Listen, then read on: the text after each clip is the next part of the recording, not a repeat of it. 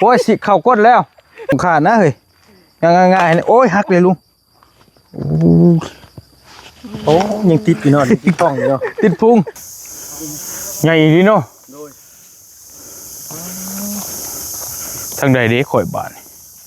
ก็มองอยู่นะแมนนี่ได้มองอยู่นะของเท่ไรมันเป็นบอลลินได้อันนี้นี่กำลังเฮ็ดบันไดบ่นี่นะบ่เฮ็ดล้อได้ตีนรถถีบมันใหญ่กว่านี่บ่มีบ่คือบ่ตัวใหญ่กว่านี่เนี่ยบ่แลแห้งมันบ่มีอ๋อบ่มีลมเบิ่งได้นี่ก็ได้เห็นบ่พี่น้องยุงมันครบก้นเจ้าบ่เห็นบ่อยู่แบบนี้ใช่แบบนี้โดยนี่บ่ตัวนี้คนใหม่แหละตัวนี้น่ะมันลมพัดไปเบิดฝนลิ้นจักเทื่อละปีนี้อ้ายฮัก2เทื่อมันพัดไปพัดครับเฮาซื้อไข่มาให้ต้มมาทอดกินแล้วแต่สิเฮ็ดกินมีอยู่บ่น้ำเมือกน้ำมันผมมีแล้วเนาะมียังไปยังมาแล้วมันเหยียบไฟได้เอานั่งรอก่อนบาทนึงก็มีนี่แหละมีมัน10ห่อเฮาถามคำถามเก่าก็เคยถามเราแล้วแหละแต่ก่อนถามง่ายๆแบบเข้าใจสบายๆเจ้าต้องการหยังที่สุดตอนนี้แต่แบบว่าถ้าเฮาพอซอยได้เล็กๆน้อยๆซ้ำที่ซอยได้อยากได้หมองอยู่นี่แหละมันแน่นหนากูนี่เนาะสังกะสีสิเนาะอุ้ยพี่น้องก็ยุ่งเห็นบ่ยุ่ง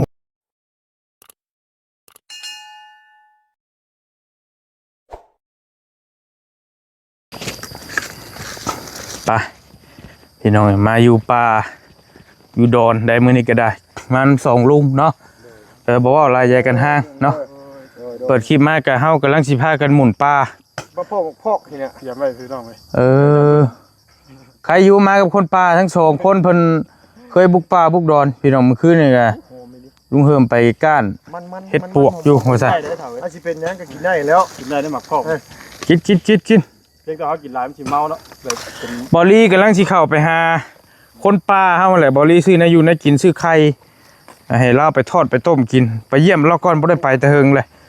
ซื้อไข่ซื้อมาม่าไปหาเราก่อนพี่น้องเอ้ยจอดรถไว้นี่มากัน3คนมานี่ก็ได้รุ่นจะรุ่นเบิ่งลมบ่นี่โอ้บ่ต้องรุ่นหรอกบ่โอ้ยสิเข้าก้นแล้วเรียบร้อยแล้วโอ้โหเสร็จเรียบร้อยเอาจะเบิ่งคอยบาดได้อยู่ลุงนี่จอยนี่เจ้าได้เฉยเอาลองเบิ่งเอาบาดนี้เจ้าได้เฉยนี่เอาจับให้นี่ครับยุ่งหมดบ่ว่าเราให้หมุนแบบนี้บ่นี่ส่งขาดนะเฮ้ยง่ายๆโอ้ยหักเลยลุงโอ้ยังติดอยู่เนาะติดท้องอยู่เนาะติดพุงไปสบายดีเด้อพี่น้องเฮากำลังสิเข้าป่าใครอยู่มานำหลายคนอยู่ป่ะเข้าพี่ย่างไปเลยพี่เจ้านำทางปัดเจ้าหูเจ้าได้นำก่อนเนาะเอาบ่ลึกแค่นี่พี่มาพี่เคยมาหาคนป่าก่อนพี่น้องพอดีว่าเบาลี่เพิ่นพาลุงไปกันสอบถามเบิ่งรถเบิ่งล่างก็อู้ยพี่น้องเอ้ยโดย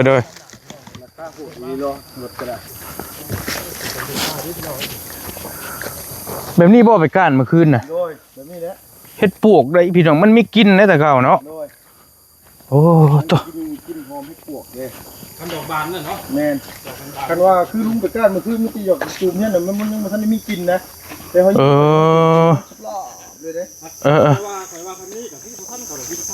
แมนโมเน่ได้ลุงเอ้ยคนโชคดีไปขี่กับพ่อเฮ็ดว่าซั่นขี่ชื่อหวยก็บ่ถือคนดงช่วยอ๋อแม่นบ่เฮ็ดปวกระบาดแท้ได้พี่น้องไอ้ปีนนี่จะไปอยากได้ดูเพื่อนคอยเป็นกระบุกมือเดี๋ยวนี้นะบ่อยากถ่ายพี่น้องเบิ่งนะเมื่อคืนนี่ลุงถ่ายคลิปอยู่บ่ถ่ายมันบานมันจังได้กินเนาะโดยคือแบบว่ากลิ่นหอมมันออกมันบานนั่นน่ะบานยังนุ่มมันจะออกเนาะแม่นนี่จูมอยู่น่ะมันกินมันแต่บ่อันนี้เป็นไงไปพี่น้องไปแม่อยู่ในพุ่นเด้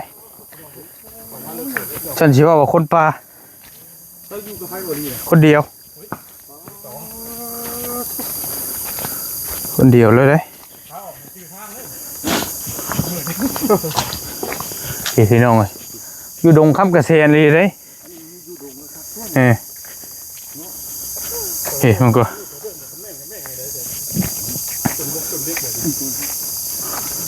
ขมิ้นแบบไรมันเคยไปป่าให้วันนี้เคยไปป่าไปอย่างนี้มันเนาะลุงหัวเนาะเพราะว่าจากตรงหน้าต่างมันห้องติดทะลุกันได้ด้วยคนเคยขับป่า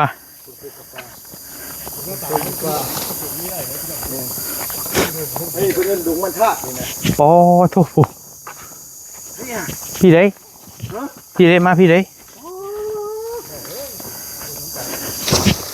รีบๆเลยเลยบ่มีหยังไปเข้ามาอยากสีคำๆในจ้าน้อยแม่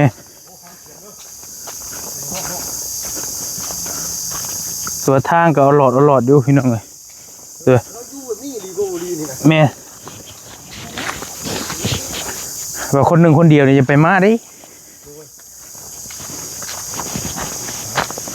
พี่แล้วนี่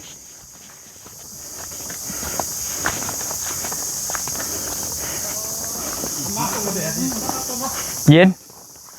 จะมาช่วงนี้เลยอย่างอันนี้เนี่ย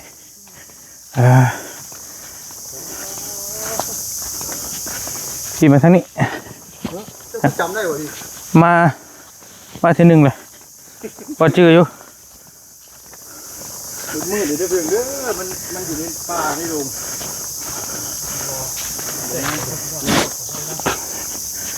เขาดงเฮ้ยไม่ใช่ว่าเขาดง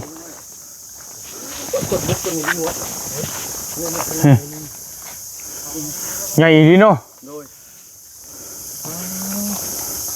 ทางใดเด็กข่อยบานทางไหนดีบานเอ้าบานเบาลี่จะพาลุงหนวดไปเอาเลยพี่น้องมานี่บ่พาลงเพราะบานขนาดมาบนท่อนมือเลยพี่น้องไว้นี่ไปครับเดี๋ยวพี่เพิ่งมาลงมาได้บาน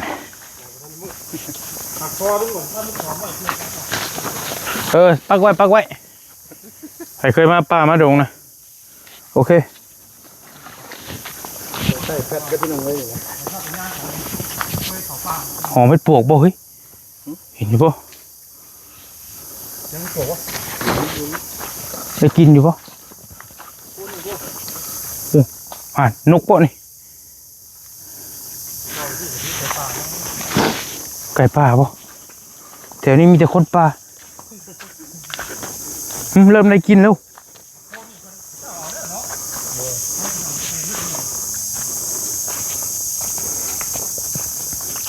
ผีมาแม่น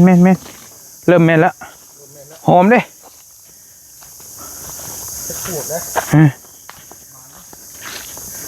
กันบานแล้วหอมเนาะ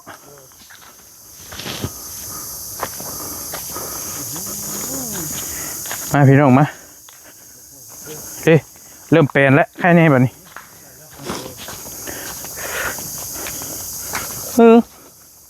ทางไหนบ้าน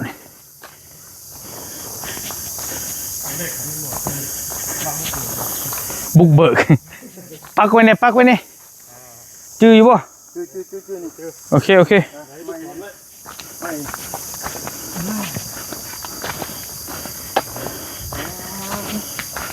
พี่เลยทุลักทุเลคนมาดินให้บ่ดีนี่นะดินคนอื่นเราอยู่นะลุงเอ้ยแต่ว่ามาอาศัยอยู่ซื่อแมน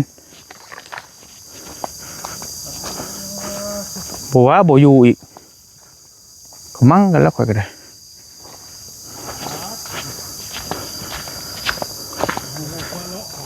โดยมันใกล้คนเลยเด้โอ้เขาจะเห็นหัวแล้วพี่โค้งมาพี่แล้วก็เข่าส่วนนี่คือเจ้าบ่ดีบ่มาอยู่แม่เดี๋ยวเราอยู่เดี๋ยวได้ยินเสียงอยู่เดี๋ยวอยู่มันโชคดีอยู่เป็นป่าดีโลกจ้ะป่าของแท้เลยใช้โฉดห่านพี่ย่างไปพี่ไปทางนี้ไป ลุงไปไปลุงเทียงข้างหน้าแหละมองอยู่แล้วนะไปเบิ่งรอบมองอยู่แล้วนะถ้าเจ้าเห็นแล้วสิจะบ่อยากเชื่อสายตาแล้ว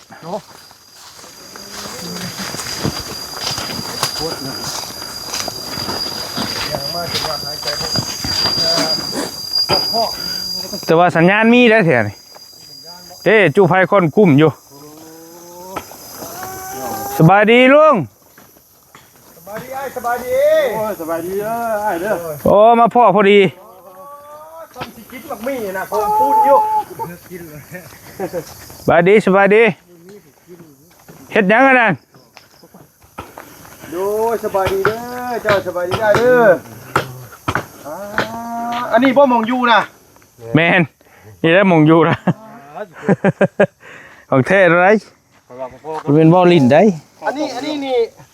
กำลังเฮ็ดบันไดบ่นี่นะ บ่สิเฮ็ดล้อได้ตีนรถถีบบ่มีล้มดอก สบายดีแน่นอ้ายนบมือสบายดี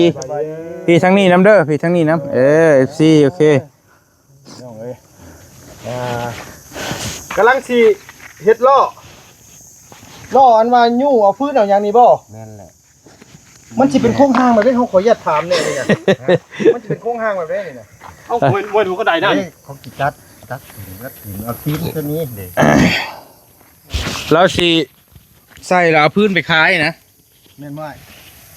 ขออนุญาตถามเลย เอา ไอ้ชื่อหยังเจ้าขออนุญาตถาม เอา เลย ทานไป ไผ ขาย ไอ้ไผ่เนาะ แม่นแหละ เออ ไอ้ไพ่บ่แม่นคำไพ่ได้ไอ้ไพ่ ไผ่พี่น้องเอ้ยกำลังสิรัดแปลง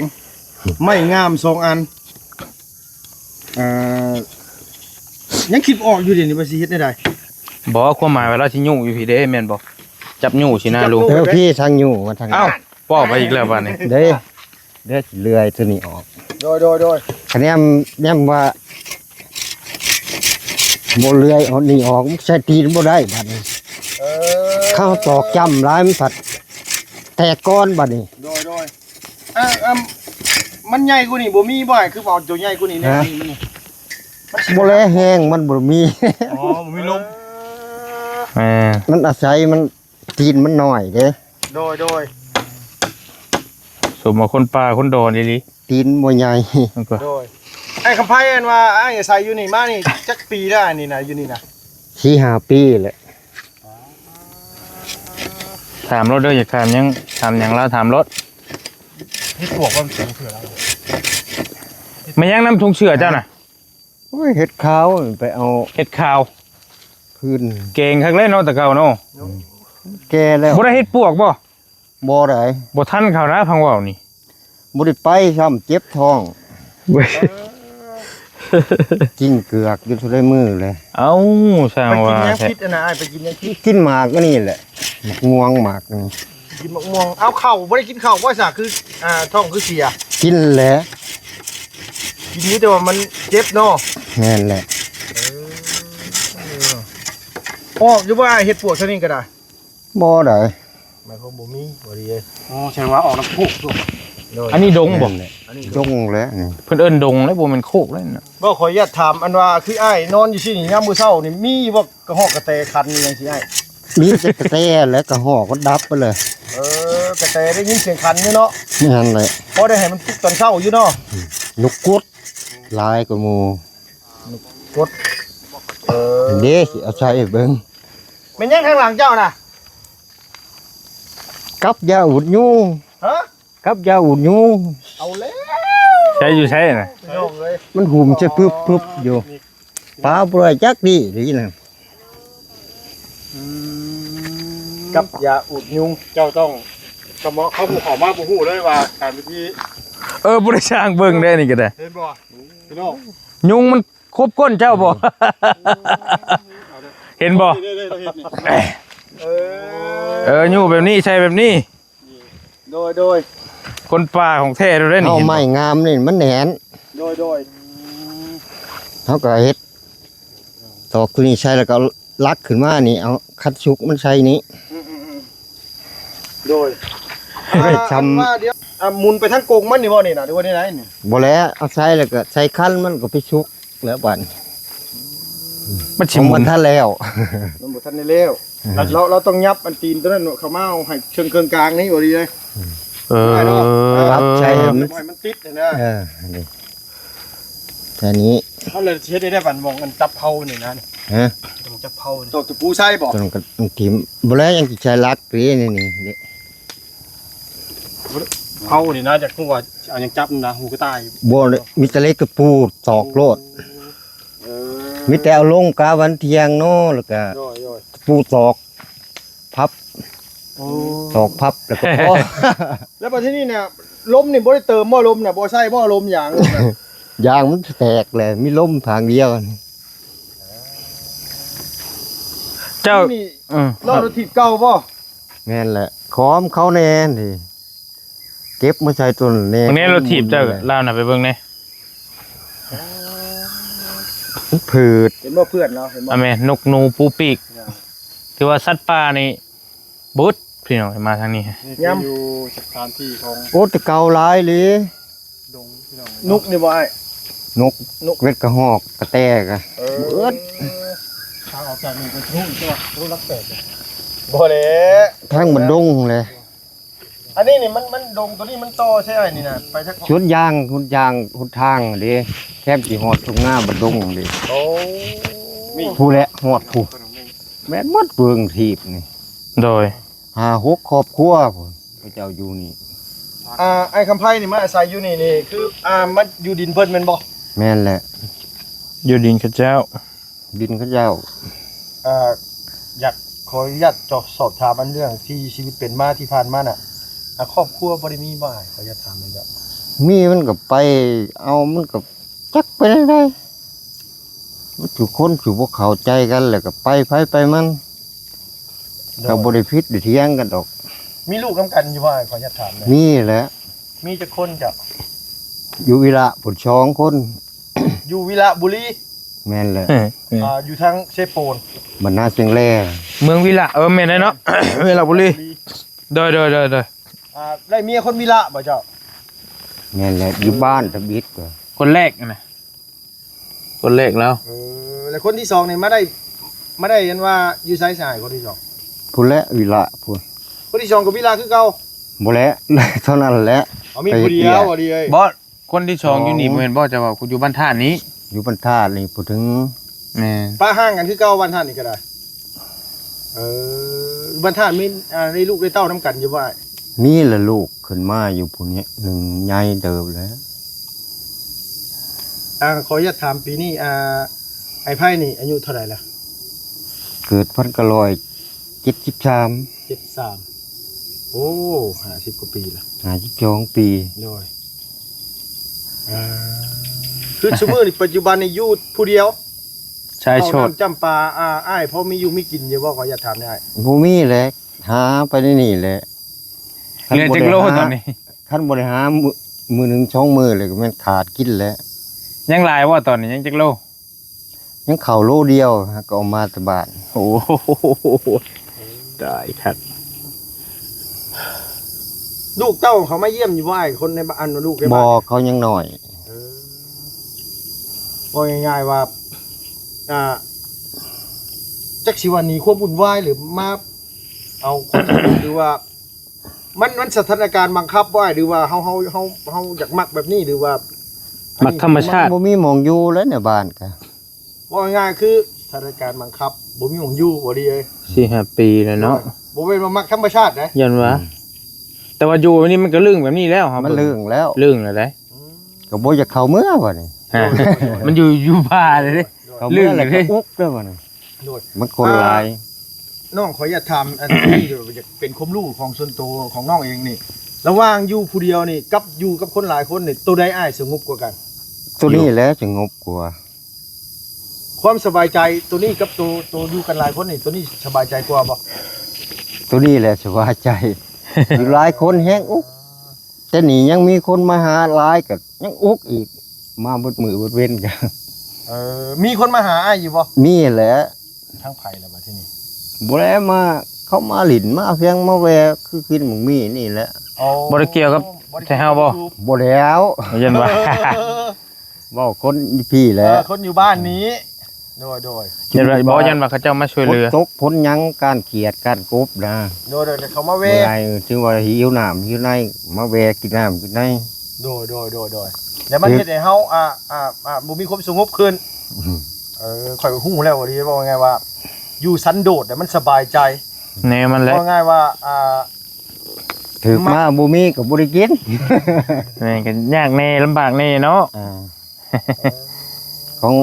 อาศัยใช้รถถีบนี่มา โดยรถถีบอันนั้นบ่ แม่นแหละ คือสิบ่ได้ขี่เอาได้ใส่หาได้ยุ่งหัวได้เนาะ ยิ่ง ทุก วะ เอาแหละ สุกเอาได้บ่ดีข่อยเบิ่งแล้วไผทานนั่นน่ะอ้ายรถถีบน่ะ ฮะ ไผทานให้ โอ้ย บ่หรือว่า เอาทานนี่แลกเอาชี้โฉบ โอ้ยเลขเอาบ่มีทาน ทานแรกเอาเฮ็ดทานขายแลกข้าวกิน คือ เฮ็ดนี่แหละ แม่เราเฮ็ดทาน ทื่อหาฮุกชอบเฮ็ดใหญ่บัดบ่มีแห้งแบก โดย แต่ว่ากุมเฮ็ดอันนี้แหละ น้องขออย่าถามมันว่า พื้นทานไอ้ไพ่นี่เป็นคนบ้านไหนไอ้ ในบ้านนี่โลเลย บ้านธาตุเฮานี่เลยเนาะ แม่นแหละ โอ้ไอ้ฮู้อยู่บ้านโคกใหญ่ บ่ฮู้เลย บ่เคยไปบ่ ทะลุได้เด้นี่ เนาะเพราะว่ามันทะลุนี่ออกพ้นสินนี่ออกบ้าน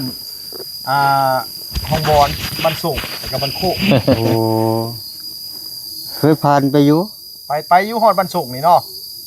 กายพุ่นแหละ กาย ฮอดบ้านหัวชอกหัวชานบ้านจุกชุ่มพุ่น โอ้ไปทางนี้ บ้า เส้ น นทา จิ้ ง ง นี้ ชุ่มพุ่น เจ้า อ๋อ ทั้งนั้นก็พุ่นแหละฮอดรักแชมป์15พุ่นฮอดพุ่นแหละ ก่อนหนึ่งกรุ๊ป โอ้ยไอ้ก็มานั่งอันตากควันไฟเนาะ พี่แบบนั่งฟังพี่ก็ได้เฮ้ย ยุงกัด เราลื่นแล้วนะเราก็รับบริญาณนะ ยุงหลายได้ โดย เจ้ามาปลูกใช้ดินเขาเจ้าบอกหรือว่าจะได้ ดินพุ่นเจ้าของอันนี้แล้วแม่นหมดแล้วเบิ่งอันนี้แต่แปลน แล้วเขาปลูกใช้ดินเพิ่น ดินบอนอยู่แหล้วเผาเบิ่งเลยแล้วนี่นะ กว่าเราหูจักกับเจ้าของเพิ่นนะแล้วก็ต่างเบิ่งต่างอันนี้เลยเอ้ามาที่พี่น้องเอ้ยวนไปทั้งเรื่องหมองพักหมองอาศัยหมองอยู่หมองเศร้าไอ้คำไพ่เป็นหยังคือบ่เฮ็ดให้มันใหญ่ขึ้นกว่านี้หน่อยหนึงไอ้ บ่มีแนวมุง ฮะ นี่ก็พ้นมาถือมันล่มมาก็พื้ไปเบิดเปียกเบิดบ่นอนบ่นอน ถ้าว่าเฮ็ดใหญ่แต่ว่ามีน้ำมุ้งก็คือเก่าเนาะแต่ว่าที่ผู้พื้นได้ถือว่านี่นะ ไปพาเราไปเบิ่งไป บ้านเฮาบ่ ถ้าเป็นบ้านเฮาน่ะฮู้บ่ นี่ก็ฮักก็เอาน้ำร้านมานี่ช้ำแผ่นนั่นมะมุงทั้งห อัน น้า นี้บ่3แผ่นนี่บ่ แม่นแหละ แต่ว่าอย่าง มุงไหม้บ่ตัวนี้ มุงไม้แหละตัวนี้น่ะมันลมพัดไปเบิด ฝนลิ้นจักเทื่อละปีนี้อ้าย ฮักก็สองเทื่อมันพัดไปพัดคักพัดแหน่ลินี่แหละ เบิ่งเราได้ลุงเอ้ย เดี๋ยวนะพี่น้องนะขออนุญาตเปิด บ่อยากสิว่าถึงสภาพ หลายคนก็บ่เชื่อแล้วว่ามีคนอยู่แบบนี้ บ่ไอ้กับไพ่นอนอยู่นี่บ่ไอ้ นอนนี่แหละ นอนในซอกนั่นแหละ มีอย่างหนึงที่ลุงเห็นเลยสะดุดตาพี่น้องเอ้ยไอ้เป็นศิลปินบ่เพิ่นคือมีกีตาร์นำ แม่นแหละ นี่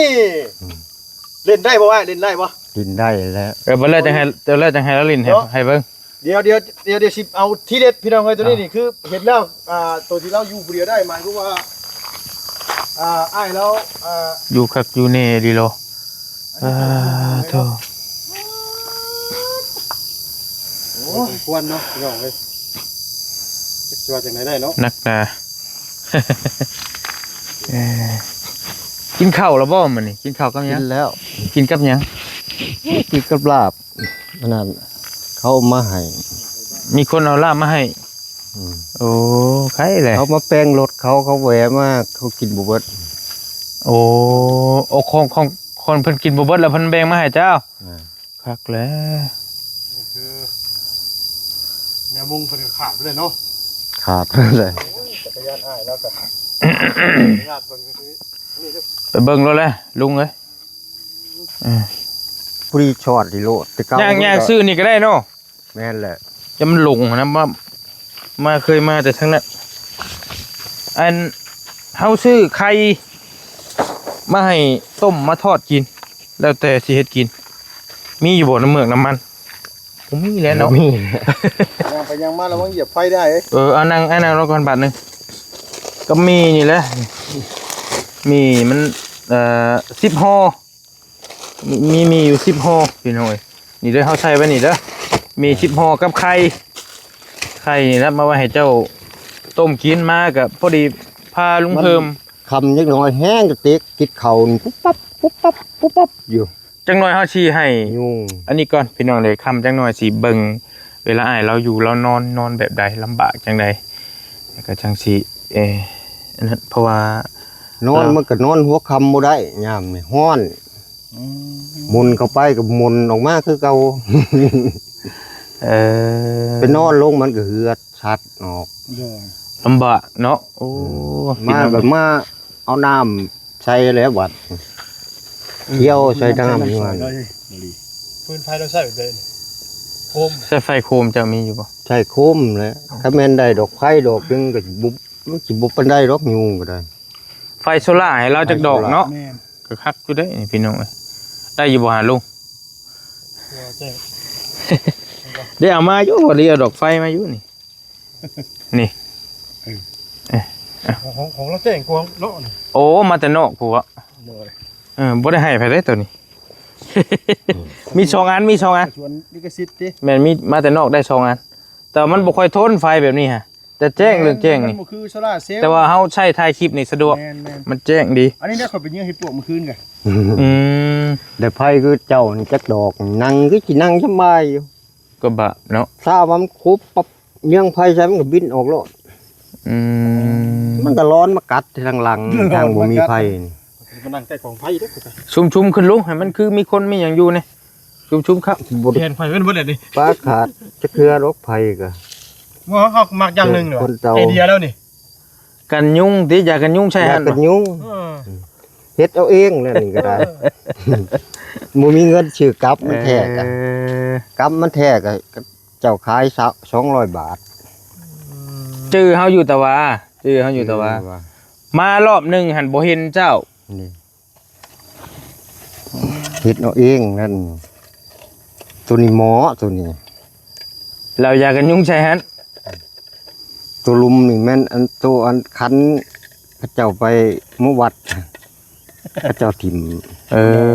ขัน นี่ โอ้ไอเดีย มันบ่ใหม่เฮาน่ะ ก็แม่นความลาวอยู่โอ้โห เฮาคัด ของ ที่แอวไปมันก็สบาย มันครบก้นครบหยังเนาะชุบชับแล้วนี่ น้ำ ยุ มัน ง จะ นี่ กองไฟนี่ คันเฮาซื้อไปใช้ซื้อจะมือไปผัดจักหน่อยปัดก้อใหม่ก็ตอกทิ่มไปเลย บางทีเอา นี่ จั ฉ บ ลางรถเรียบร้อยเลยเนาะ นักเทื่อมันใหม่เจะคล้าของบาดอยากหายแล้วว่า อันนี้นั่นสบายอันนี้คัดที่แอวปรับ โอเค จะเท่ามันเมิดแล้วว่า ตัวนี้หันเจ้าสิเฮ็ดใบยูท่าไอ้ทานบ่เมื่อไปคะ ชุกไหม ชุก นี่แหละ โอ้ มีแห้งแบก สุกไม้มาเฮ็ดทานนี้ไม่เศษไม่หยังมัน ไหมกับบนแมนไหมดับไม่ดีดอกไหมแนวเขาป้าเขาถิ่ม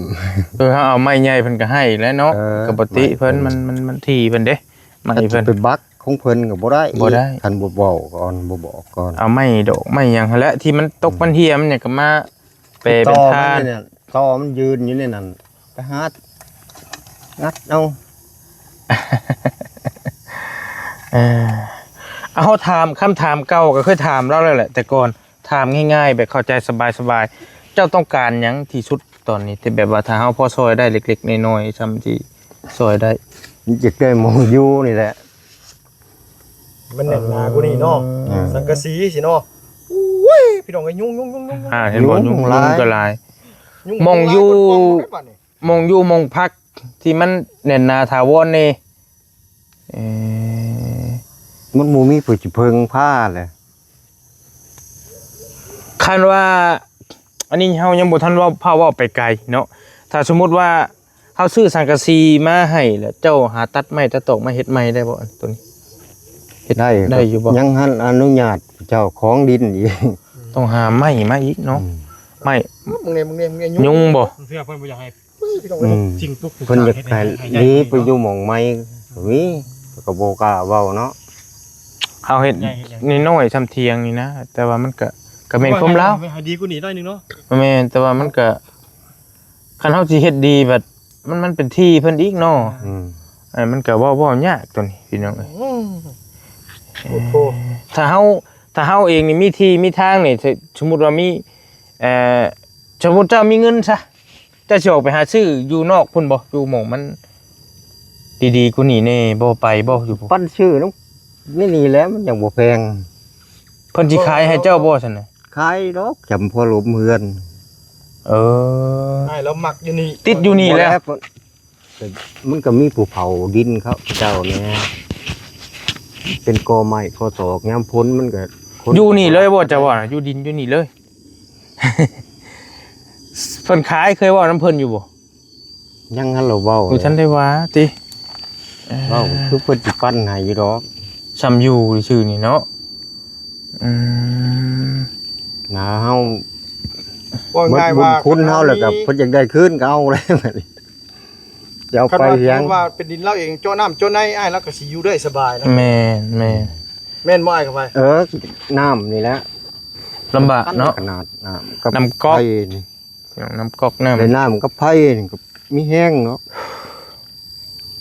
ก็พอสิบ่ขาดแน่ของกินก็ได้ปลูกบักพริกปลูกเพียงไป บ่แต่ว่าดินจัดสรรใกล้ๆนี่ก็หลายอยู่เนาะเองก็จะแบ่งเป็นตอนอยู่ แต่มันแพงมันบ่ มันแพง มันก็แพงคือว่าบ่ติ คือว่าจักหมื่นบ่3-4หมื่นบ่ 30,000 40,000พุ่นบ่ แม่นแล้ววะ ตอนหนึงฮะก็ง่ายๆก็คันว่าเป็นไปได้นี่ไอ้แล้วอยากอยู่นี้แม่นบ่ไอ้ แม่น มัน แล้ว ก็บ่ได้ไกลจากนี่นะคัน อยู่ ว่า ลุมนี่ก็ได้ อยู่นี่ก็ได้แม่นบ่ครับสมมุติ อยู่ว่า ว่าอยู่นี่ยันเพิ่นบ่อยากแบ่งให้ลุงพอดีมาเหยาะมาแยะนะยันเพิ่นอยากเฮ็ดที่ใหญ่ๆแต่ว่าคันปลูกเถียงอยู่นี่ก็บ่น่าสิมีปัญหานะบ่ลีว่าปลูกเถียงนี่หน่อยให้มันดีกว่านี้แน่หั่นนะ ก็ง่ายเอาเสาไม้แบบ แม่นเฮาเพราะเฮามางที่มื้อใดก็ได้หั่นนะเฮาบ่ได้เฮ็ดถาวรหั่นนะ พอฝนตกมาแล้วผมมา แม่นก็สิง่ายแน่ คือให้อ้ายเรามีเครื่อง แม่น ไว้เครื่องคองหั่นนะพี่น้องเอ้ย แม่น บ่มีมนต์เมียนลีแหละ ลำบา ทาก งออกนี้ก็เข้ามาล้น คนหลักคนเล่มก็ได้นะเพราะของสำคัญคันไว้นี่หั่นนะ